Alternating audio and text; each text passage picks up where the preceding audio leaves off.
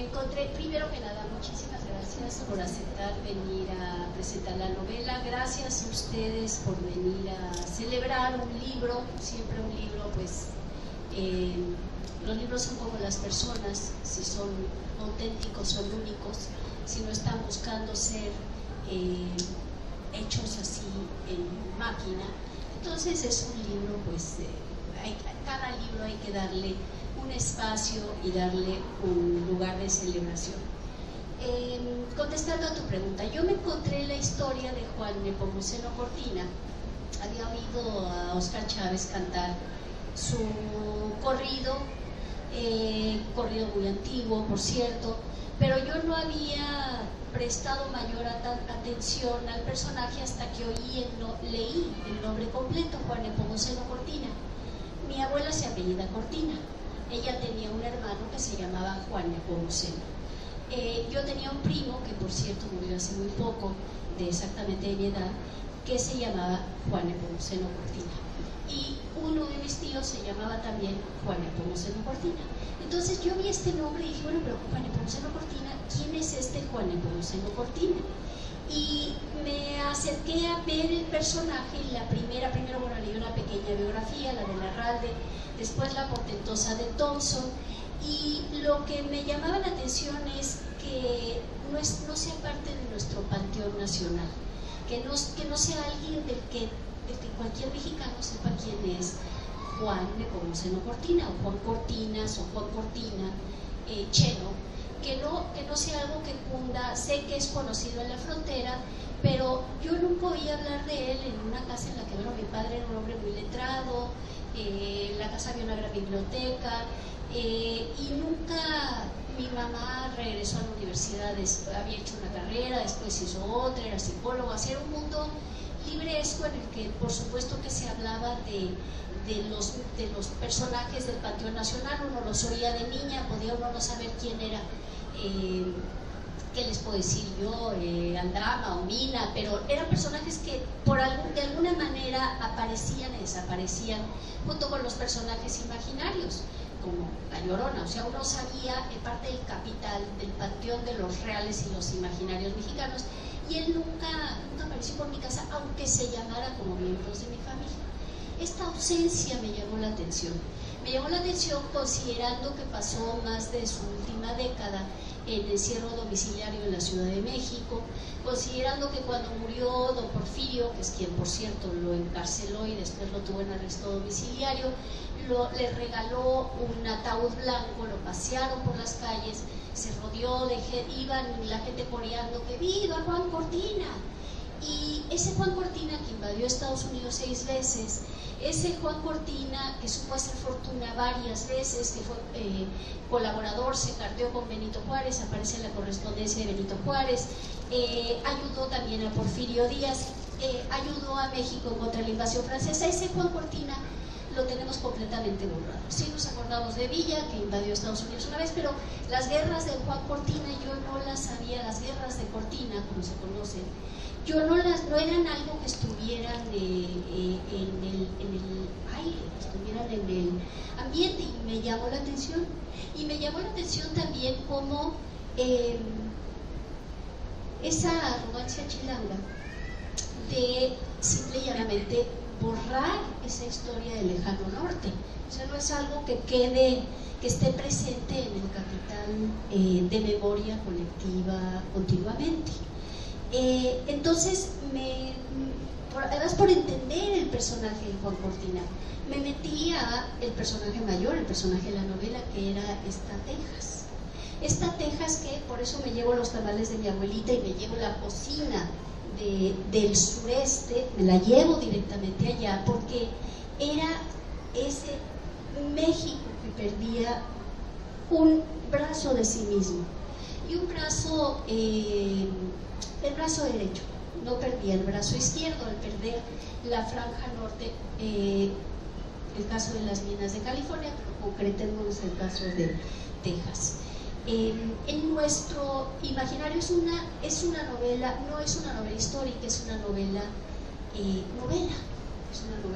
es una ficción situada en un momento histórico. 1859 yo quise sentirle el aliento a esos mexicanos que estaban en esa Texas de entonces, la Texas que había sido independiente, la Texas que se había anexado a los Estados Unidos, la Texas esclavista, donde se está fraguando el movimiento confederado, esa Texas donde se posicionaba el mexicano, donde los mexicanos eran linchados. También nunca nos acordamos. Yo cuando leí que había habido mexicanos linchados me frotaba los ojos diciendo, pero a los que linchaban eran a los negros, ¿no?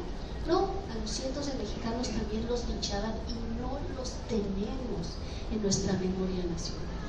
Entonces lo que hice, o lo que intenté hacer era tomarle el aliento a este espíritu de la Texas de entonces, entremezclando, puesto que lo que yo quería era capturar el imaginario, entremezclando personajes históricos con personajes reales, héroes y personas de la calle que yo fui coleccionando, más personajes de novela, más autores de estas novelas, personajes de ficción, personajes de novelas, los fui juntando, y los fui juntando además para apropiar lo que era esa frontera que había estado tan cercana, ese territorio que había estado tan cercano al corazón de México, porque en nuestro imaginario colectivo nosotros tuvimos un día un imperio, tuvimos esa gloria india, es nuestro gran orgullo, pero es nuestro recuerdo de vencidos. Esa semilla fundacional mexicana era la semilla de los vencidos.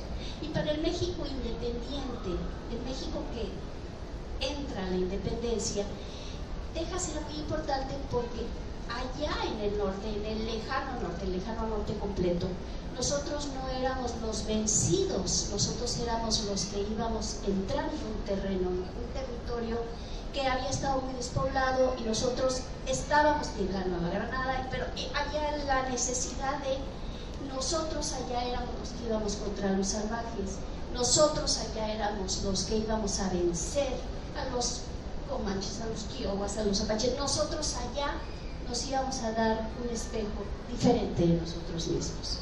Y del otro lado cuando quedamos encindidos, quedamos de nuevo con nuestra semilla original, una pérdida terrible, no la pérdida del territorio, que sí fue, pero la pérdida del imaginario, la pérdida de ese imaginario de nosotros mismos como aquellos que íbamos, no los que habíamos recibido el embate, sino los que hacíamos nosotros el embate.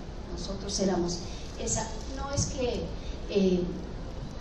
que yo considere que aquellos eran salvajes y nosotros éramos cultos. Yo considero que cada quien tiene su cultura, todo está perfectamente bien, pero la idea era lo que eso le daba a nuestra alma nacional, la importancia, además la riqueza enorme que entonces había en esa frontera y que hubo con Bagdad, y que había esta circulación continua que dejó de haber después, porque esto perdió sentido, perdió presencia, y el centro de México prefirió volver a voltear a verse a sí mismo.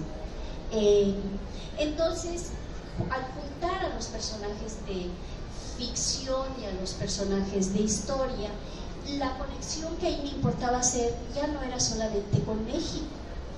Cierto que toda la América Latina, pensamos, porque está en Macondo, está en el Mundo García Marquiano, está en la América Latina con los bosques tropicales y las selvas. Pues sí, pero la gran pradería es lo que conectaba aquel lejano norte con la punta sur, los gauchos al norte. Entonces también incorporé pasajes del Martín Fierro. O sea, es una especie como de velcro latinoamericano. Eso, la gran pradería que recorre toda la América Latina en diferentes puntos, le da una cohesión también distinta a la América Latina.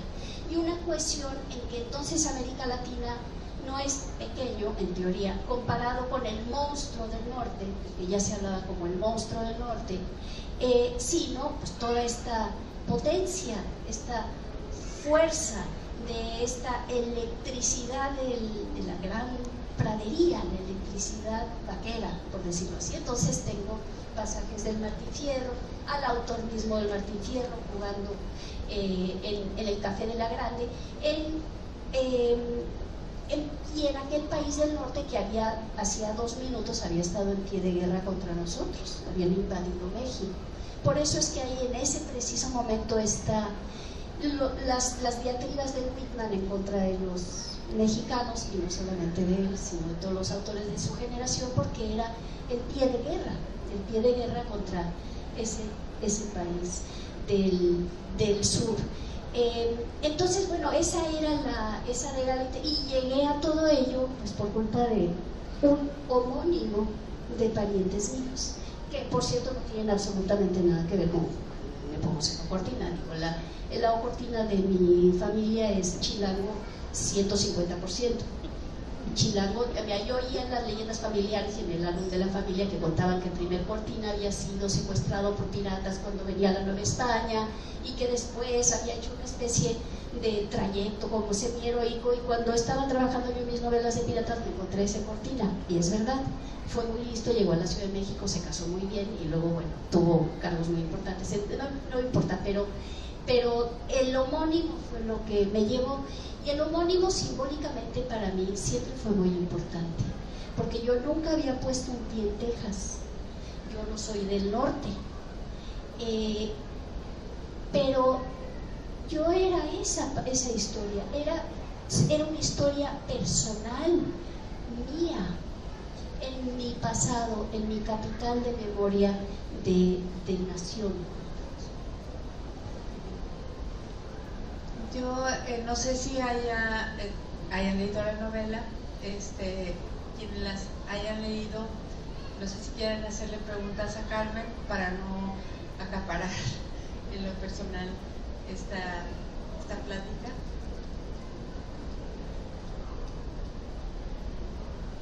¿Seguimos? Bueno, el personaje de Elizabeth Stillman es un personaje muy particular, muy interesante. ¿Hasta qué grado, o sea, cómo lo construiste? ¿Por qué ese juego de establecer la escritura como el vínculo de la escisión? Bueno, cuando me apareció el Stillman Real, que es el fundador de Brownsville y el que perpetró el hurto en contra de los Cortina, él tenía otra esposa. Y él era un abogado neoyorquino y es el papá del fundador de Citibank. Gente decentísima. Al mismo tiempo que yo leía acerca de este señor Stillman, aparecían en las primeras planas de los periódicos los escándalos de lavado de dinero en Citibank. Y mi reacción ante Stillman pues era absolutamente, únicamente desagrado hacia él.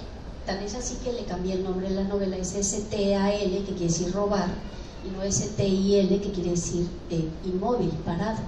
Entonces lo volví el señor ladrón, Stillman. Pero al mismo tiempo que yo veía a este personaje, empezaba yo a comprender, primero mi reacción de desagrado, y luego pensaba, bueno, pero fue un fundador y tuvo una idea, y si lo viera yo del otro lado lo vería diferente. Y mi única manera de realmente irme acercando fue inventarle a mi personaje, que ya era imaginario, así basado y saqueado de un personaje real, inventarle también una escritora, y una escritora privada que se manda cartas a ella misma, y una escritora que es esclavista, porque lo que yo me preguntaba es qué leían esos tejanos americanos. No leían La cabaña del tío Tom, ¿verdad? La República Esclavista de Texas no leía La cabaña del tío Tom. Entonces, ¿qué autores leían? Y fue para mí una sorpresa encontrarme a la Wakefield, que escribió esta novela que fue un bestseller, que dio muchos más ejemplares en Estados Unidos que la cantidad de ejemplares que se vendieron entonces de La cabaña del tío Tom. Entonces me quise imaginar este mundo intelectual, y lo dejé en las mujeres, lo dejé en las mujeres escritoras, las confederadas, las hermanas del oeste, que así firmaban sus libros, las primeras Pierce, y lo dejé en la mujer de Stillman. Eso fue un poco la razón. Ahora, ¿por qué puse un rancho solo de mujeres? Ese mundo vaquero era un mundo de varones, pero las fotografías, las primeras fotografías, la gente se tomaba foto disfrazada de vaquero, incluyendo a las mujeres. Hay muchas fotografías de vaqueras mujeres, no porque lo fuesen, sino porque les gustaba ser parte de ese sueño imaginario, ¿no? Como los alemanes socialistas fundaron su colonia de Bettina en Texas, en honor a Bettina, que es feminista, y como para el momento en que yo situé la novela Bettina, la colonia socialista ya se había acabado, yo dije, bueno, ¿cuál hubiera sido el sueño real de Bettina Brentano? Hubiera sido que hubiera una comunidad solo de mujeres en la tierra que era la tierra del futuro. Eso que aparecía en los periódicos alemanes de la época y austriacos y franceses, retratando a Texas como la tierra del futuro, la tierra del clima perfecto, la tierra donde los animales crecían solos, la tierra donde siempre había comido. Se quedaba vendido como un paraíso, como un lugar donde se podía ir y hacer un futuro. Entonces me inventé el rancho de las niñas.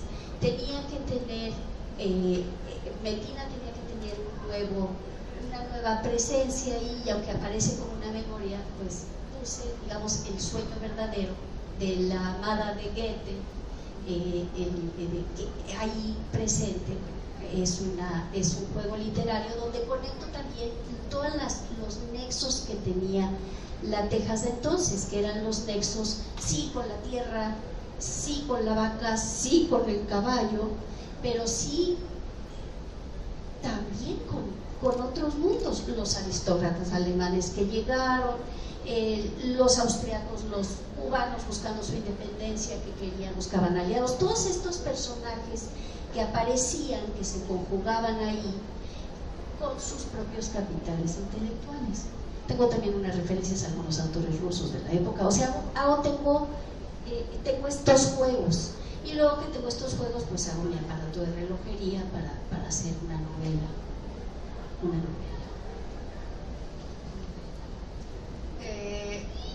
Es bien interesante también como tú ahorita señalas, y es verdad, en la novela el mundo intelectual está marcado por mujeres, básicamente. El mundo intelectual está marcado por mujeres, las bestsellers de la época eran mujeres, y las bestsellers que tenían incidencia en el pensamiento colectivo. Peculiarmente, es una cosa que me llamó mucho la atención, cómo aparecían bueno, el caso mismo de la cabaña del Teotón, que yo todavía leí en mi época, cuando los niños de 12 años siempre tenían libros en las manos, no tenían la computadora y no tenían los jueguitos de maquinita, lo que teníamos eran libros, y es una autora mujer. Entonces tiene mucha razón de ser, sobre todo en estos hombres que están corriendo en la aventura. Las que tienen tiempo de ocio, un pequeño tiempo de ocio, son las mujeres ricas, las mujeres que tienen, estas mujeres que tenían sus esclavas cuidándoles la casa, el mundo, y ellas dedicadas a labores intelectuales. Además existieron estas mujeres confederadas. La novela Cliquot, hay una sola copia en todas las universidades americanas de esta novela. Yo quería rescatarlas, quería traerlas a la... Y para ti, estas mujeres, o sea, si haces una correlación con nuestro país, ¿cómo encuentran la vida en esa época de las mujeres en México, en ese sentido? Porque creo que no es en vano, ¿verdad?, que el feminismo haya operado y haya